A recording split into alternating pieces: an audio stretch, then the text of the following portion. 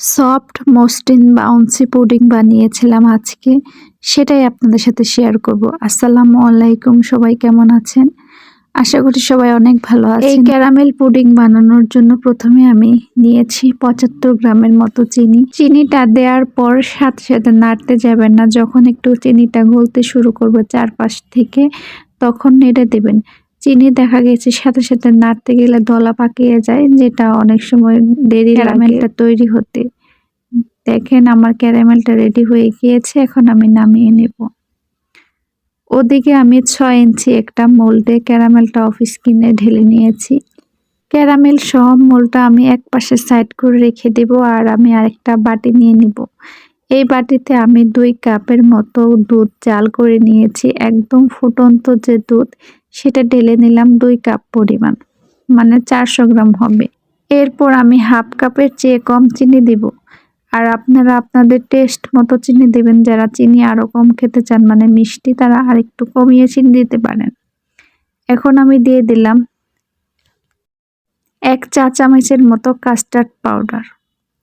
তারপর আমি দিয়ে দিলাম একটু ভ্যানিলা এসেন্স। সমস্ত উপকরণ আমি দুধের সাথে মিশিয়ে নিচ্ছি। তারপর আমি দিয়ে দিলাম এখানে 2 টেবিল চামচের মতো গুঁড়ো দুধ। তারপর দুধ যখন ঠান্ডা হয়ে গিয়েছে, মানে কুসুম গরম, হাতে সহনীয়, তখন আমি যে ডিম ভেঙে রেখেছিলাম সেই ডিম একটা একটা করে দিয়ে দিব। ও হ্যাঁ, অবশ্যই আমি এখানে 4টি ডিম ব্যবহার করব আজকের পুডিং বানাতে। আমি একটি একটি করে ডিম দিয়ে দিচ্ছি, আর স্প্যাচুলার সাহায্যে দুধের সাথে সুন্দর করে মিশিয়ে নিচ্ছি। আজকের ভিডিওটা আমার একদম নতুনদের জন্য, যারা একদমই পুডিং বানাতে পারেন না, আর যারা পারেন তারা তো পারেনি। তারপর আমি সুন্দর করে মিশিয়ে নেব ডিমের সাথে। 1 চিমটি লবণ দিলাম। লবণ দিলে আমার কাছে পুডিংয়ের টেস্টটা একটু ভালো লাগে, আপনারা না দিলে স্কিপ করতে পারেন। এরপর আমি মোল্ডে ঢেলে নেব, আর এই উপকরণগুলো অবশ্যই ছাঁকনি দিয়ে আমি ছেঁকে নিব। ছেঁকে নিলে যে পুডিংটা অনেক বেশি স্মুথ হয়। আপনারা অবশ্যই এই কাজটা করবেন। ভিডিওতে দেখতে পাচ্ছেন আমি ছাঁকনি দিয়ে দুধটা ছেঁকে নিলাম।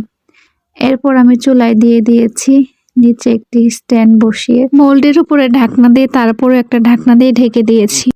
1 ঘন্টার মতো লেগেছে, আমি অল্প জালে করেছি। পুডিংটি মোল্ড আউট করে নিয়েছি। চামচ দিয়ে সরাতে গিয়ে একটু ভেঙে ফেলেছি। আমার পুডিংটা অনেক বেশি মসৃণ ছিল, বাউন্স করছিল, আর খেতেও বেশ টেস্ট হয়েছিল।